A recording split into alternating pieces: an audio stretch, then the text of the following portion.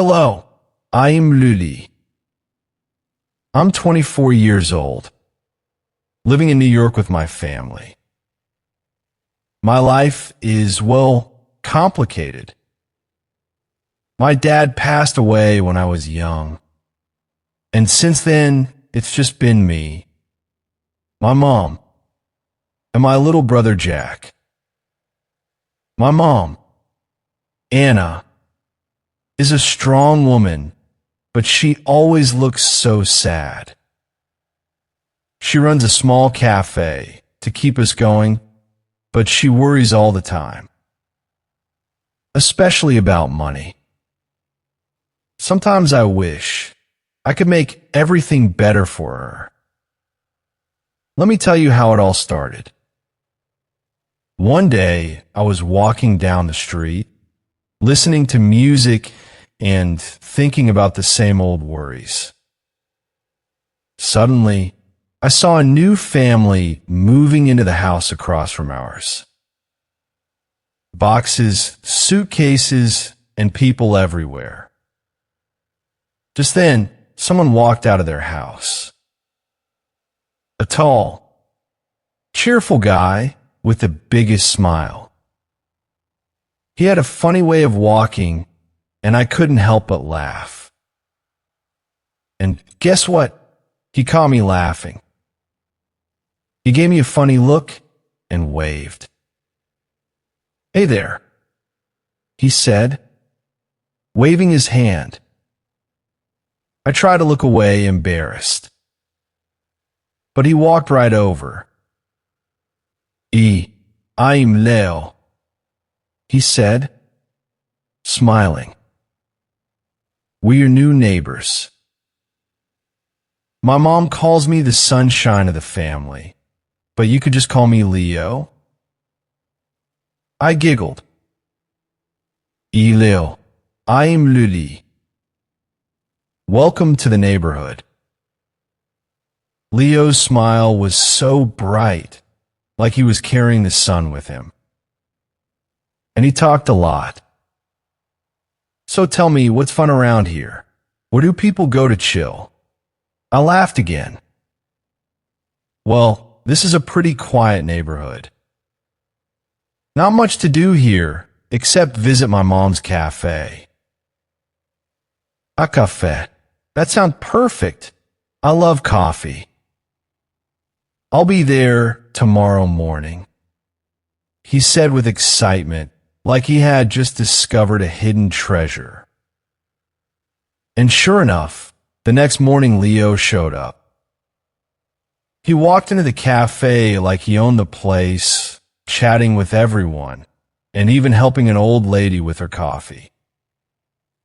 My mom watched him with a warm smile. The first smile I'd seen on her face in days. Leo became a part of our days like he had always been there. He'd tell us silly jokes, sing funny songs, and make everyone laugh.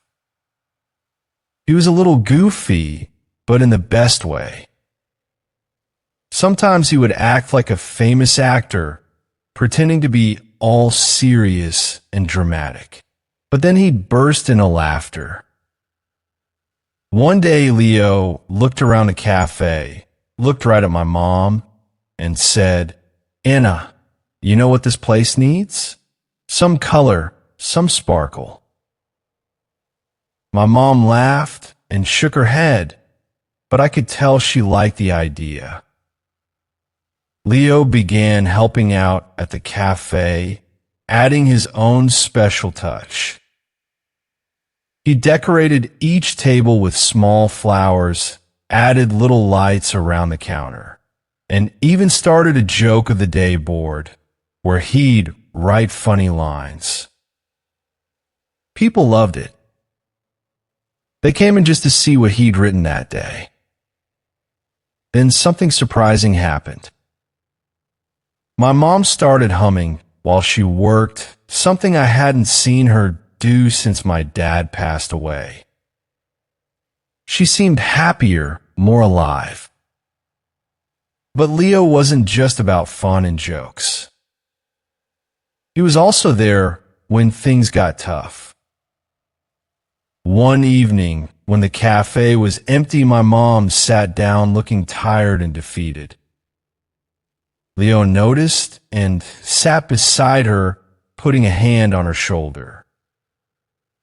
"You know, Anna," he said softly, "life isn't always easy. But sometimes a little light, a little laughter can make all the difference." My mom looked at him with tears in her eyes. He held her hand, giving it a gentle squeeze. That was Leo. He made us laugh, but he also reminded us that we were never alone. Over time, Leo and I became close friends. We'd go on long walks, talking about everything.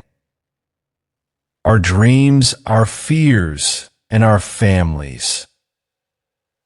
He told me about his own struggles, about how he once felt lost, but decided to change his life by spreading happiness wherever he went.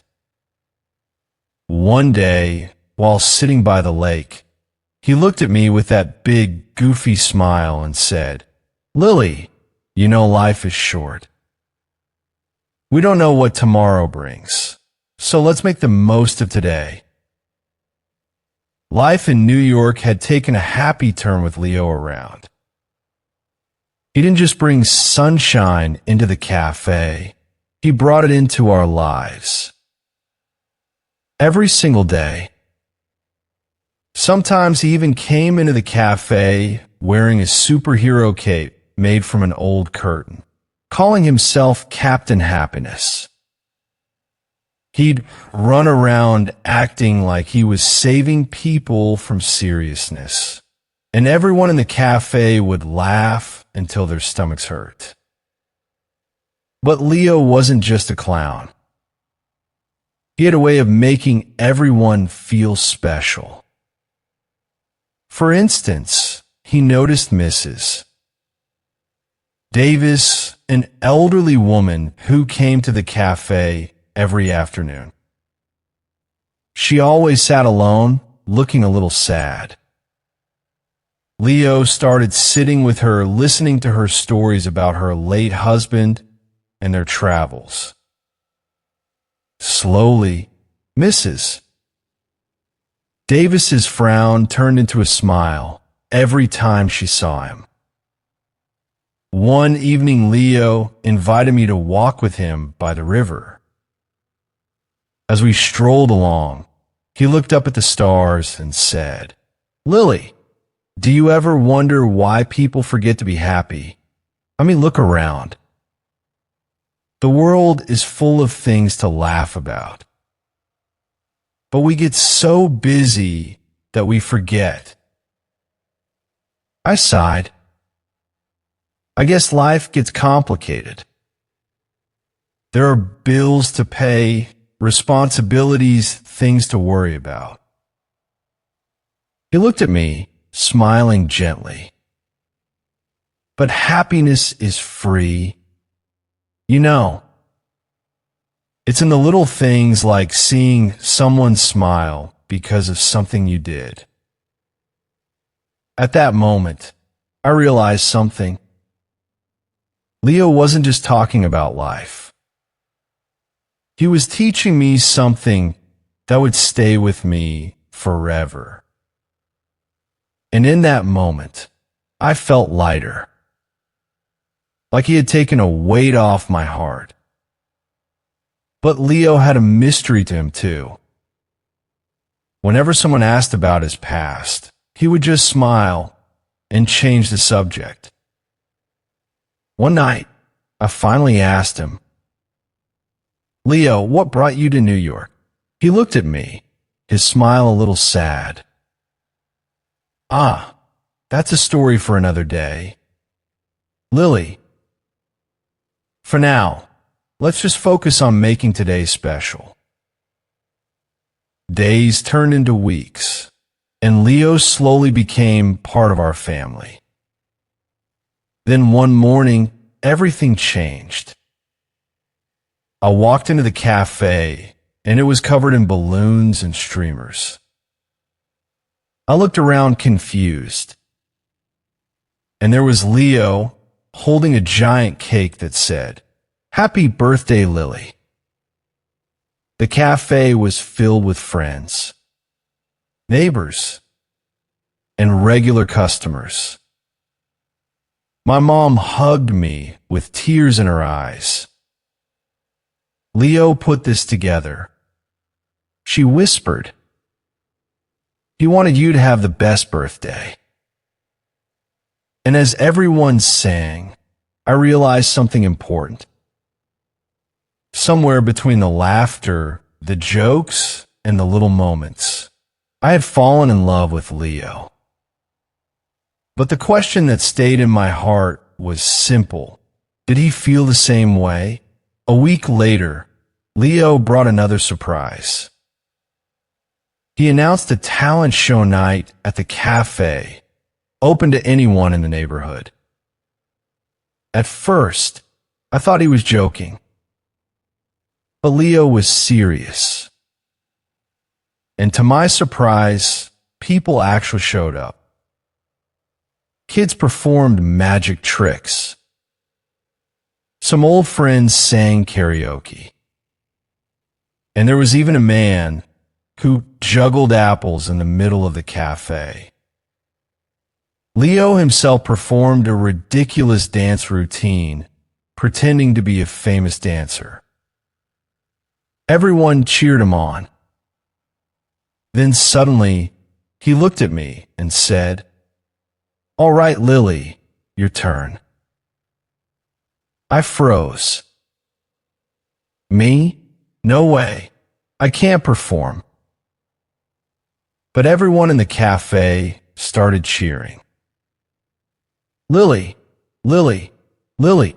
I reluctantly stood up. My hands are shaking, and my heart was beating fast. Then I decided to sing a song.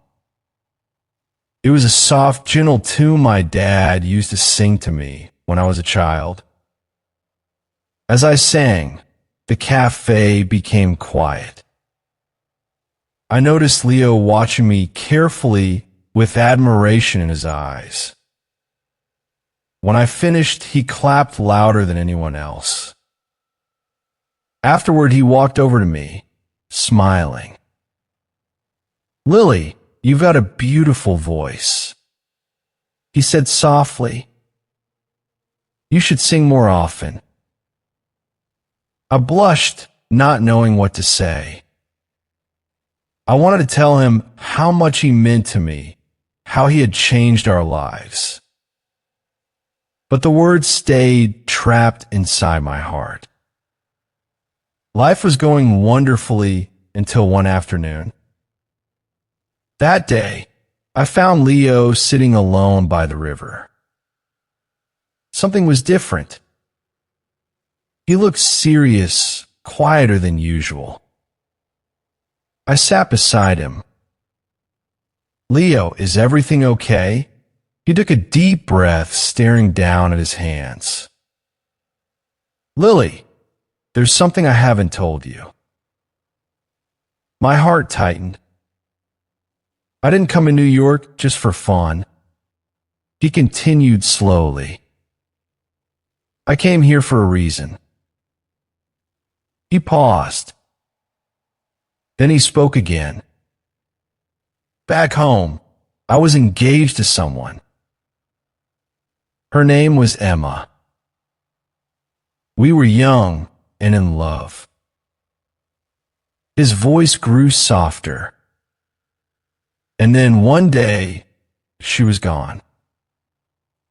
An accident. Silence filled the air between us. After that, he continued, I felt like I had lost my reason to live. So I moved here, hoping to start again. I decided if I couldn't bring happiness to myself, I would at least bring it to others. Tears filled my eyes as I listened. I gently placed my hand on his. Now, I had no idea, but I'm glad you came here. You brought joy into our lives, into everyone's lives. He looked at me, smiling softly. Thanks, Lily. Meeting you gave me hope again. At that moment, my heart began racing. I wanted to tell him everything. But before I could speak, Leo suddenly stood up. His usual playful smile returned. All right, enough of the sad stuff, he said. Let's go get some ice cream.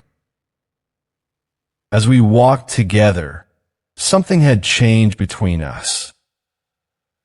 A quiet bond deeper than friendship. But neither of us spoke about it. Days passed and life continued happily. Until one afternoon, everything changed again. Leo received a letter. He opened it in front of me. As he read it, his cheerful expression slowly turned into confusion. Leo, what's wrong? I asked. He looked up at me in disbelief. Lily, you won't believe this. I've been invited to speak at a happiness summit in Los Angeles. They want me to share my ideas about bringing joy to people's lives. He laughed nervously. I mean, I'm just being my silly self. Why would anyone want advice from me? I laughed. Leo, are you kidding? You turned our cafe into the happiest place in the neighborhood. You're basically Captain Happiness. He scratched his head thoughtfully. Yeah, but speaking at conference? That's serious. They'll expect me to say something smart. I smiled. Just tell them the truth. That happiness comes from small moments. After thinking for a moment, Leo grinned again. All right, I'll do it. But only if you help me practice. Deal, deal, I said, saluting him playfully. The next day, we turned the cafe into a happiness practice stage. Leo stood in front of our friends, pretending to give a serious speech. Ladies and gentlemen, he began dramatically. Today, I will reveal the secret to happiness. But soon, he started saying ridiculous things like, always eat your vegetables and never wear socks with sandals. The whole cafe exploded with laughter. After many hilarious attempts, Leo finally found the right approach. Instead of giving serious advice, he decided to tell stories. Stories about the cafe, about Mrs. Davis, about the superhero cape, and about getting stuck in a revolving door once. Finally, the day came for him to leave for Los Angeles. I was proud of him, but my heart felt strangely heavy.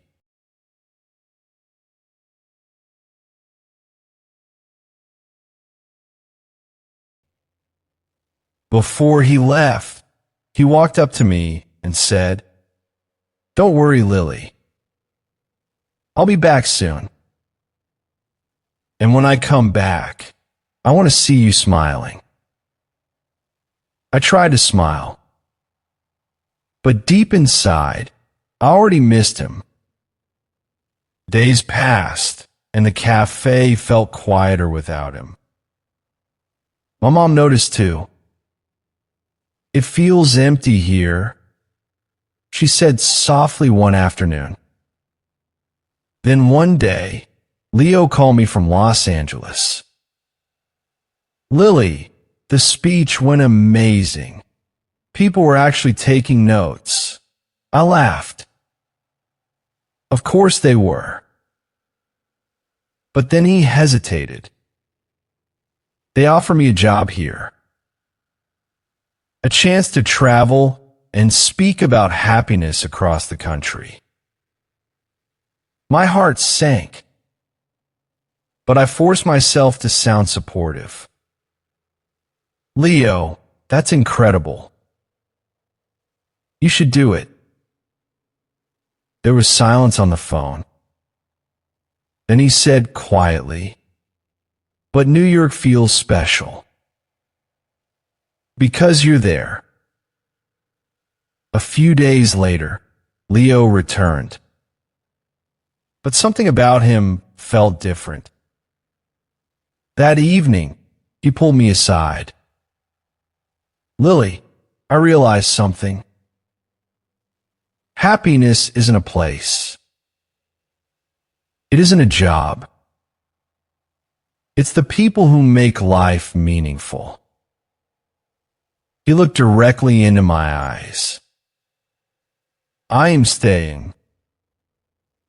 My heart stopped for a moment. Because happiness is right here. With you.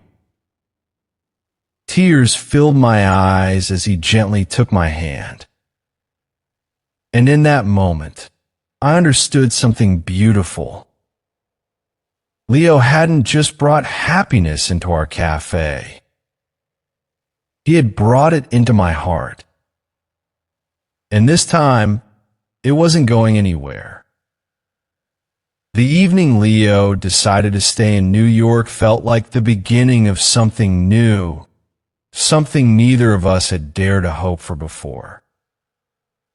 For a long moment, we just stood there outside the cafe, our hands still holding each other's, both of us smiling in a quiet, almost shy way. "Are you sure?" I asked softly. Leo nodded. "Absolutely sure," he said. "I thought happiness meant traveling the world and inspiring strangers. But the truth is, the place that makes me happiest is right here." He looked around at the small cafe, the warm lights glowing through the windows, the smell of fresh coffee drifting into the evening air. "And the person who makes me happiest," he added, looking straight at me, "is you." My heart skipped a beat. For a second, I didn't know what to say. Then I laughed nervously and said, "Well, Captain Happiness, that's a pretty big confession." He laughed too, rubbing the back of his neck like he suddenly felt embarrassed. "I guess it is," he admitted. That night, we closed the cafe a little later than usual. My mom had already gone upstairs, and the last customers had left with warm smiles and full cups of coffee. Leo and I stayed behind cleanup. But instead of working quickly like we normally did, we kept stopping to talk or laugh or just look at each other. Everything felt different now. Not awkward, just new. At one point, Leo picked up the marker and walked to the joke of the day board. He thought for a moment, then wrote something slowly. I leaned over his shoulder to read it. Today's joke: what happens when two people accidentally fall in love at a cafe? I raised an eyebrow. "Well," I asked, "what happens?" He grinned and wrote the answer underneath. "They live happily ever after with unlimited coffee." I burst out laughing. "That's the cheesiest joke you've ever written." I said, "Maybe," he replied, "but I think it might also be my favorite." Over the next few weeks, our lives settled into a new rhythm. Leo still helped at the cafe every day, but now he seemed even more energetic, as if deciding to stay had lifted a weight from his heart. Customers noticed it too. "Captain Happiness is extra cheerful today, Mrs. Davis teased one afternoon. Leo put a hand dramatically over his chest. "Madam," he said, "Captain Happiness is always cheerful."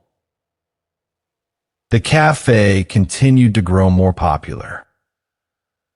People from other neighborhoods started visiting just to see the famous joke of the day board and experience the warm atmosphere. Some evenings the cafe became so busy that we had to add extra tables outside. My mom often watched everything with quiet amazement.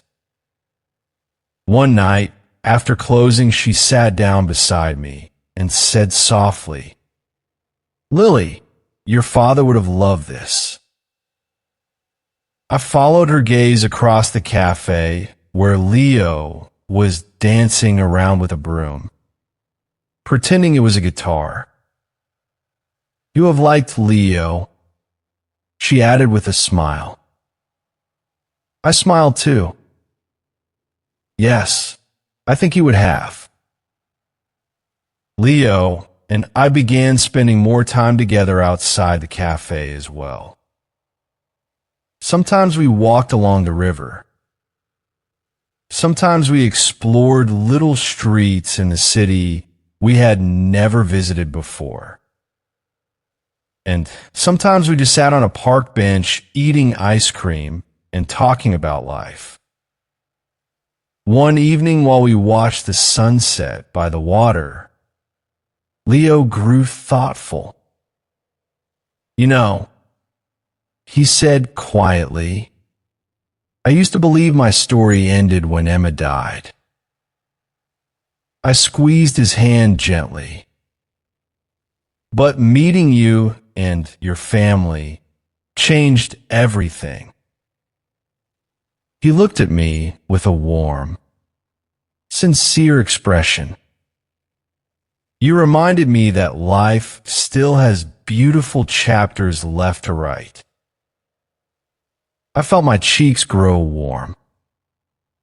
"Well," I replied playfully, "I guess that means we need to make the next chapter a good one." He laughed. "Oh, don't worry," he said. "Captain Happiness has plenty of ideas."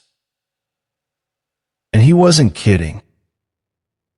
Within a month, Leo had organized 3 new events at the cafe: a weekly comedy night, a storytelling evening where neighbors shared funny or inspiring memories, and something he called the 5-minute happiness challenge. The challenge was simple.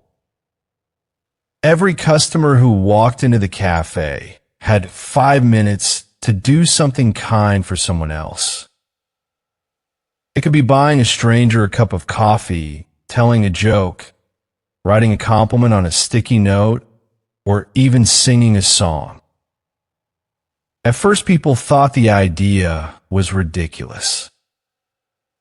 But soon the cafe was filled with laughter, music, and unexpected acts of kindness.